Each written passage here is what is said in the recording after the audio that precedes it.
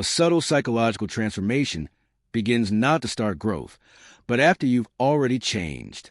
At first, everything feels like clarity. You notice that your reactions no longer control you in the same way.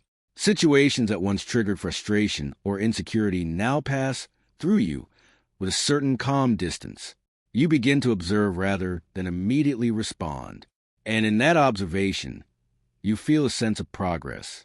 Carl Jung described this phase as an early stabilization of consciousness within the individuation process. The ego is no longer completely entangled in unconscious reactions. It gains distance. It gains perspective. And that distance feels like freedom. You begin to see patterns in your behavior. You recognize projections when they arise. You notice emotional triggers before they fully take over. In many ways, this is real development. Jung believed that making the unconscious conscious is one of the central tasks of psychological growth. And you are doing exactly that. But something else begins forming quietly alongside this awareness. Not immediately, not obviously, but gradually, you start to feel different from others, not in a dramatic sense, but subtly. You may find yourself in conversations where emotional reactions feel predictable. Someone becomes defensive, and you instantly recognize the insecurity behind it. Someone criticizes others, and you see the projection. Someone repeats a pattern in relationships, and you can almost anticipate the outcome before it unfolds. Earlier in life, these dynamics may have confused you. Now they appear transparent. Carl Jung noted that as consciousness expands, perception sharpens. You begin to see what was previously hidden. But he also warned that increased perception can create an illusion of psychological elevation if it is not held carefully. Because awareness does not only reveal others, it also begins to reshape how you see yourself. Consider a simple situation. You are in a discussion where someone reacts emotionally to a minor disagreement. Their tone shifts, their body language tightens, their words become slightly defensive, and instead of being pulled into reaction, you remain composed. You observe, you understand, you stay grounded. From a developmental perspective, this is progress, but internally, something almost imperceptible may occur. A thought appears. I wouldn't react like that anymore.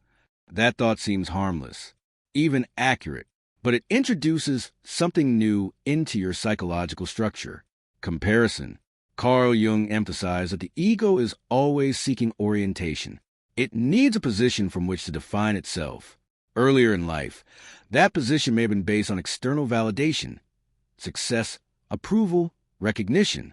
But as those external anchors weaken during individuation, the ego begins searching for new ground, and awareness becomes that ground.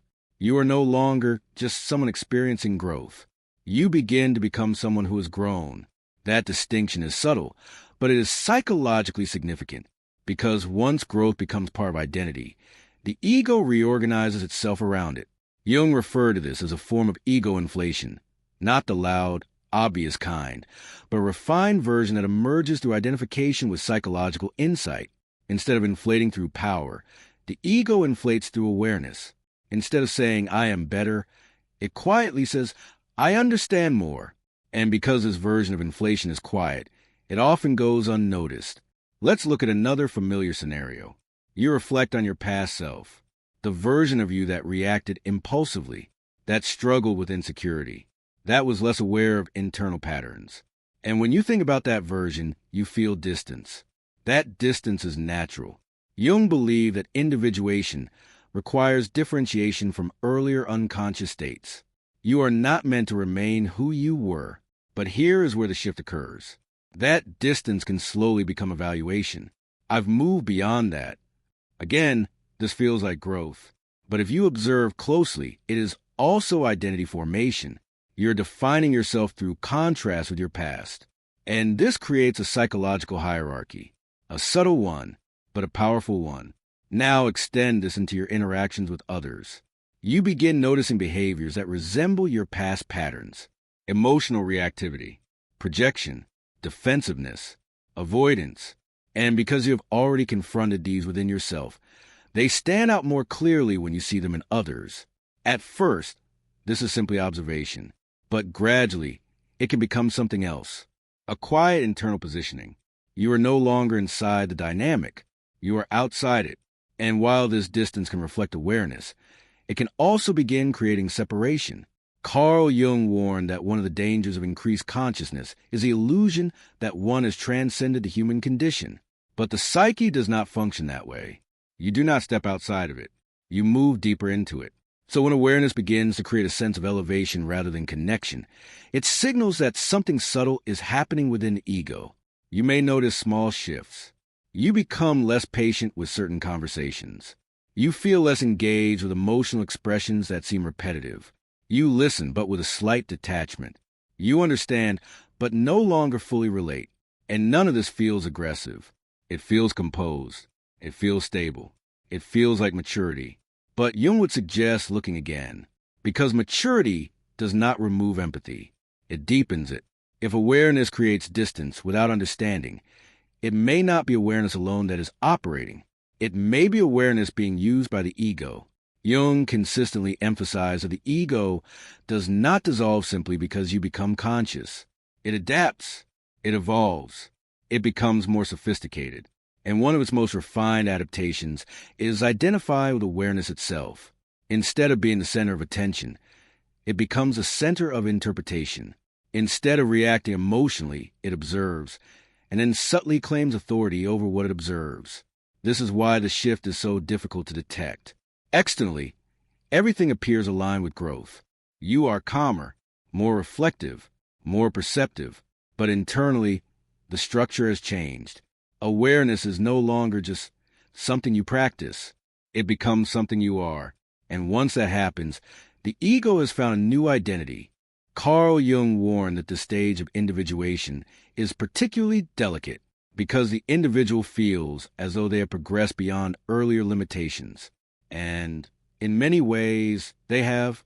But the belief that one has arrived creates a new limitation, a more refined one, because now the ego begins protecting the identity of being aware. It avoids situations that challenge that identity. It resists interpretations that suggest blind spots still exist. It gravitates toward environments where its awareness feels validated. And this is how growth can quietly transform into stagnation, not through regression, but through subtle fixation. Jung believed that true psychological development requires continuous confrontation with the unknown aspects of the psyche. But if the ego becomes attached to the idea of being conscious, it stops looking for what remains unconscious. And that is where the danger lies. Because the unconscious does not disappear. It evolves. It becomes more refined, more difficult to detect. Earlier, it appeared through obvious reactions.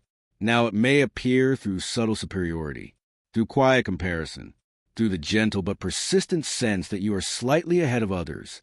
And because this feeling is not loud, it rarely gets questioned. In fact, it often feels earned. But Jung's work repeatedly points to a deeper truth. The more awareness expands, the more humility becomes necessary, because the psyche is not something you master. It is something you remain in relationship with. And the moment that relationship turns into identity is the moment awareness begins quietly serving the ego. A deeper layer of this experience begins to reveal itself when you stop looking only at what you see in others and start examining what your awareness is doing to your identity. Because the shift is not just behavioral, it is structural. Something in the psyche reorganizes itself once awareness becomes stable. Carl Jung observed that the ego is not eliminated through insight, it is repositioned. And when it loses its earlier forms of identification, it does not disappear. It searches. It searches for a new way to define itself. Earlier in life, the ego may have relied on obvious anchors: achievement, recognition, approval, status. These were clear, external markers that gave the ego a sense of orientation. Jung often described the early ego as being heavily dependent on these external validations to maintain its coherence. But as individuation progresses, these structures begin to weaken. You no longer depend on validation in the same way. You begin to question social roles. You detach from identities that once defined you. And from the outside, this looks like liberation. But internally, something important is happening. The ego has lost its previous foundation. And Jung was very clear about this. When the ego loses one identification, it almost always seeks another. It must reorganize. It must stabilize itself again. And this is where awareness enters the structure, not just as a function, but as a replacement identity. You begin to notice that your sense of self is no longer tied to what you achieve, but to what you understand, not to how others see you, but to how clearly you see. And again, this appears entirely aligned with growth. Carl Jung emphasized that expanding consciousness is central to individuation. Becoming aware of unconscious patterns is not only necessary, it is transformative. But Jung also warned that the ego can appropriate anything, even truth, even awareness, even the process of individuation itself. This is where the psychological mechanism becomes more precise. Instead of saying, "I am becoming more aware," the ego begins to say, "I am someone who is aware." That shift may seem linguistic, but it is structural, because now awareness is no longer a process you engage in. It becomes a trait you possess. And once something becomes a possession, the ego begins to protect it. This is where subtle rigidity begins to form. You may notice that your interpretations feel more certain. You analyze situations quickly. You identify psychological dynamics almost immediately. You feel confident in your perception. And in many cases, that perception is accurate. But Jung repeatedly warned about this stage, because accuracy can create the illusion of totality. You begin to believe that seeing something clearly means you are seeing it completely. And the psyche does not work that way. It is layered, symbolic, ambiguous. Carl Jung emphasized that every psychological insight reveals something, but also conceals something else. So when the ego begins identifying with insight, it risks mistaking partial awareness for full understanding. Let's bring this into a real-life situation. You are speaking with someone who is clearly projecting. They accuse others of behaviors they themselves exhibit. They react emotionally to neutral situations, and you recognize it immediately. You understand the mechanism. You see the pattern. And internally, something forms. They are projecting. That observation may be correct, but Jung would ask a deeper question. What is your relationship to that observation? Are you using it to understand or to position yourself? Because the ego does not need to be loud to create hierarchy. It only needs a reference point. And awareness can become that reference point. You begin to feel that you are seeing something the other person cannot. And from that perception, a subtle elevation emerges, not expressed outwardly, but felt internally. Carl Jung described this as a refined form of inflation, not inflation through power, but inflation through identification with knowledge. More specifically, identification with psychological insight. And this form of inflation is particularly difficult to detect because it often appears as clarity, as intelligence, as maturity. The person experiencing it may speak calmly, reflectively, insightfully, but internally, the ego has expanded beyond its proper limits. It is no longer in relationship with awareness. It has claimed awareness.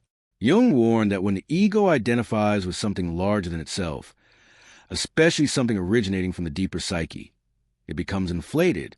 And awareness, in Jungian terms, is not produced by the ego alone. It emerges from the interaction between the ego and the unconscious. It is a dialogue, not a possession. So when the ego begins to treat awareness as something it owns, it subtly distorts the entire psychological process. Now, instead of remaining open to what is unknown, it begins reinforcing what is already known. This creates a shift in attention. You become more focused on interpreting others than questioning yourself. You begin noticing unconscious patterns externally more than internally. And this is where Jung's warnings become particularly sharp. He emphasized that projection does not disappear simply because you can recognize it. In fact, it can become more sophisticated. You may believe you are seeing clearly while still projecting aspects of your own unconscious onto others. But now, the projection is disguised as insight.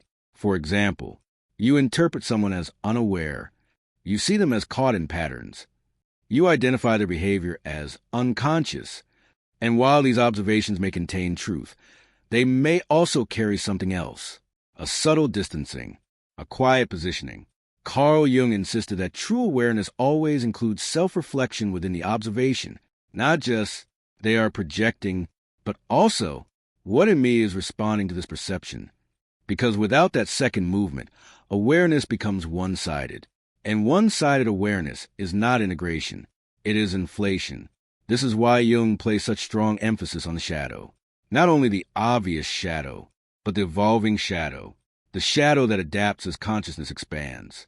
Earlier, the shadow may have appeared through emotional reactivity, anger, jealousy, fear, but later, it appears through something much more refined: certainty, interpretation, subtle superiority, the belief that you are seeing more clearly than others. Jung believed that this stage represents one of the most critical thresholds in individuation, because the individual now possesses real insight. But that insight creates a new temptation, the temptation to identify with it. And once identification occurs, the ego stabilizes itself again, not around insecurity, but around awareness. This is why you may notice certain behavioral shifts over time. You become less interested in being challenged. You feel more comfortable in environments where your perspective is affirmed. You may feel less engaged with viewpoints that contradict your understanding. And none of this feels defensive. It feels natural. It feels like the summit.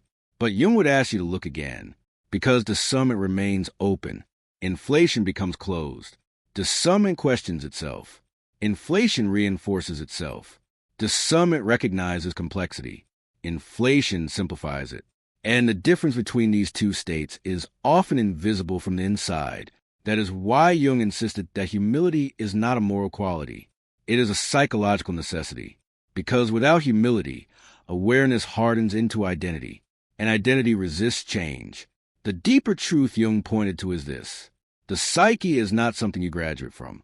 There is no final level of awareness, no ultimate clarity, only increasing depth, and with that depth comes increasing responsibility. The responsibility to remain aware of the ego that forms around awareness itself, because the most dangerous illusion is not ignorance. It is believing you have moved beyond it. And that illusion does not stop growth dramatically. It redirects it, quietly, into a more sophisticated form of unconsciousness. What begins to matter at this stage of psychological development is not how much you see, but how you relate to what you see. Because awareness by itself is not the end of the process. In Jungian terms, it is only the beginning of a deeper responsibility. Carl Jung repeatedly emphasized that individuation is not a destination. It is a continuous movement between the conscious and the unconscious, a living dialogue. And that dialogue becomes fragile the moment the ego believes it is understood enough. This is where integration becomes essential, not integration as a concept, but as a discipline, a way of relating to your own awareness without turning it into identity.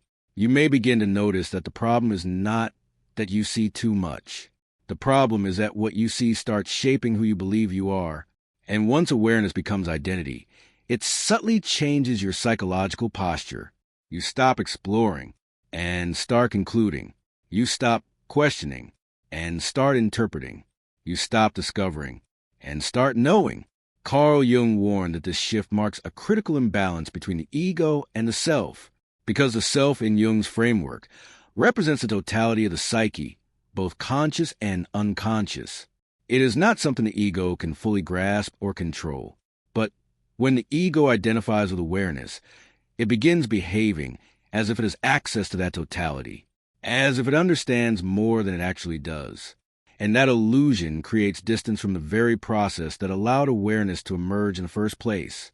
So the question becomes, how do you continue growing without turning growth into identity? The answer Jung points toward is not more insight.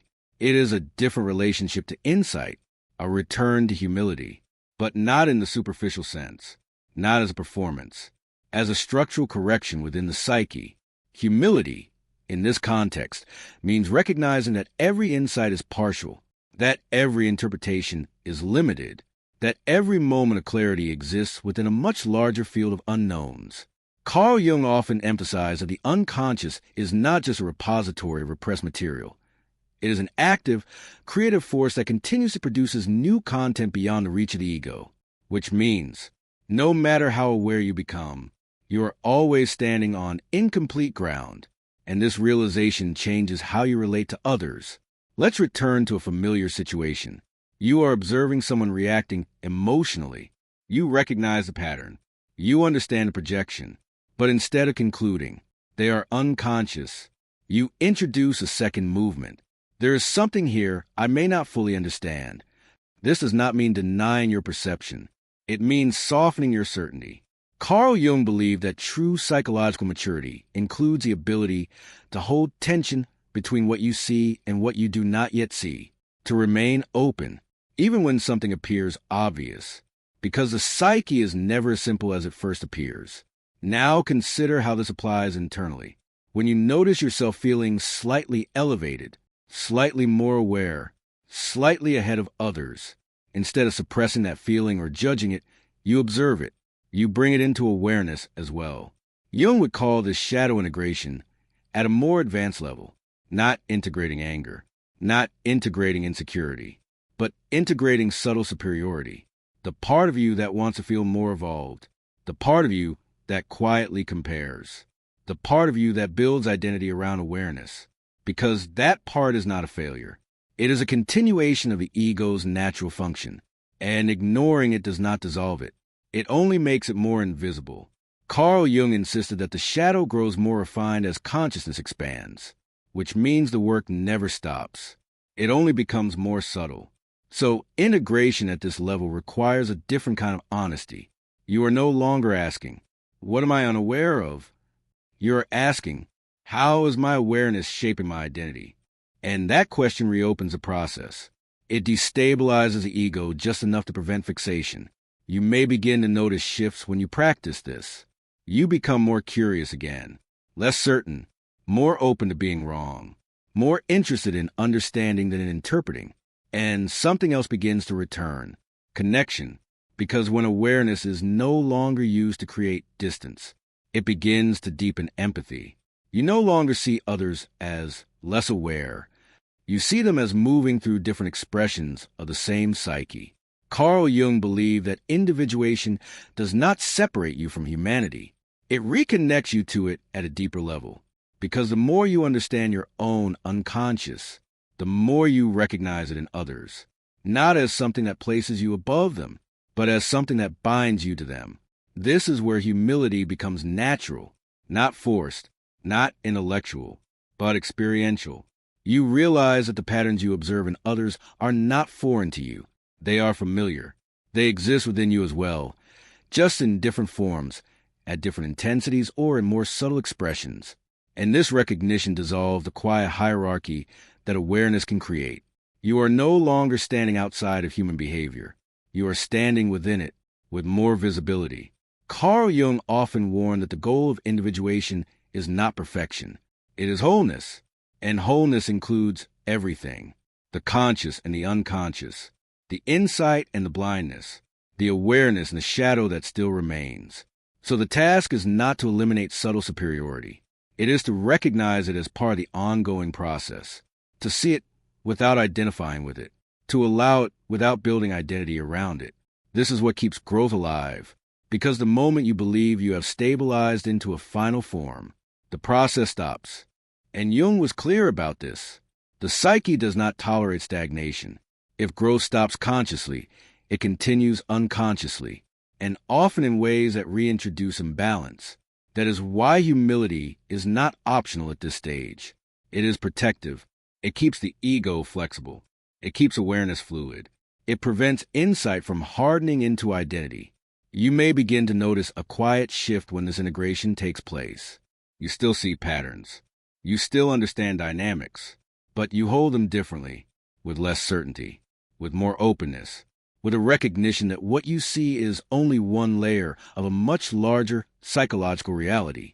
And this changes everything, because now, awareness is no longer something you use to define yourself.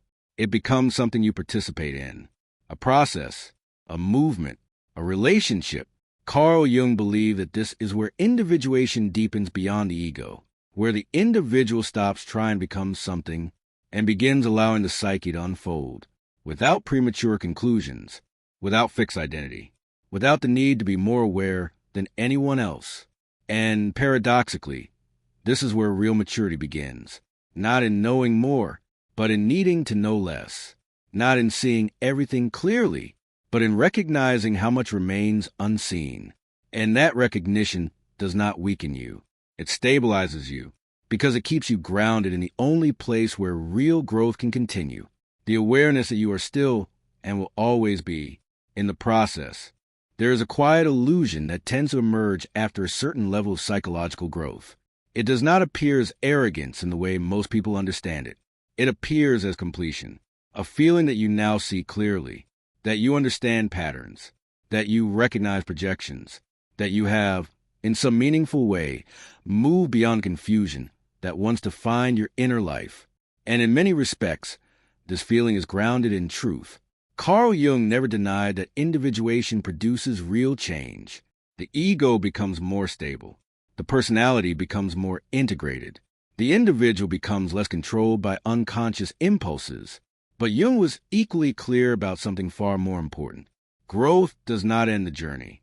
It complicates it, because the more conscious you become, the more subtle the unconscious becomes in response. And this is where the real discipline begins. Not the discipline of becoming aware, but the discipline of remaining open after awareness. You may begin to notice that the greatest risk at this stage is no longer unconscious behavior. It is unconscious certainty. The belief that you now understand, that you now see, that you now know. Carl Jung warned repeatedly that the psyche cannot be fully known. It is not a system that can be completed or mastered.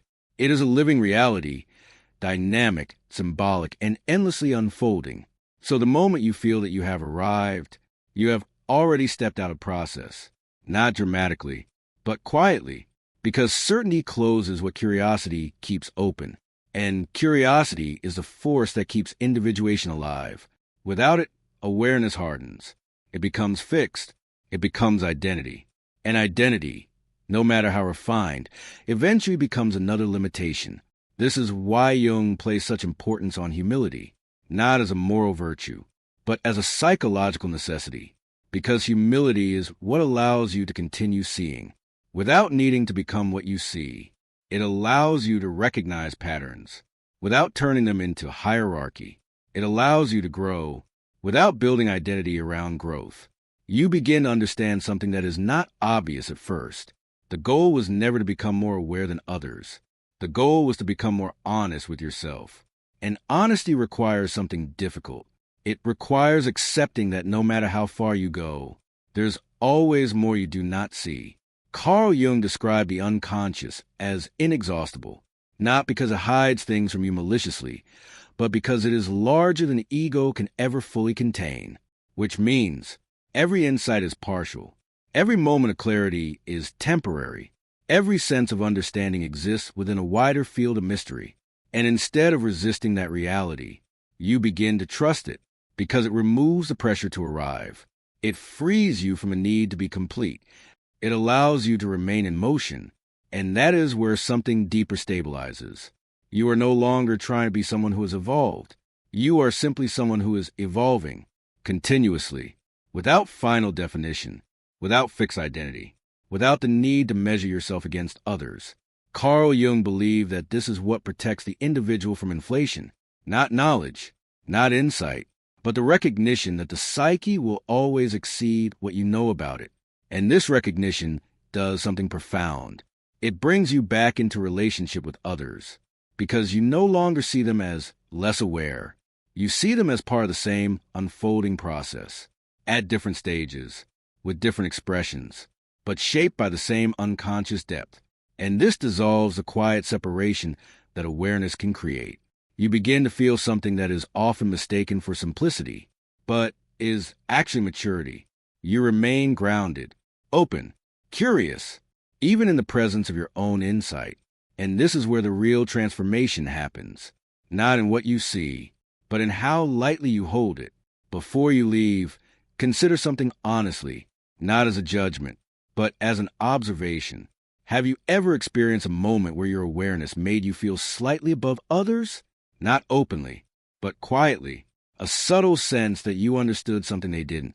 If you've noticed that, even once, you've touched one of the most important thresholds in psychological development. Share that moment in the comments.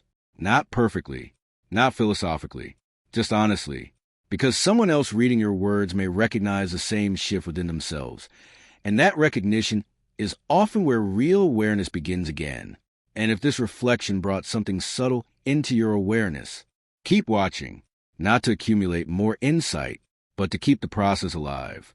Because, as Carl Jung understood more clearly than most, the moment you believe you have finally understood yourself is often the moment something deeper begins, quietly waiting to be seen.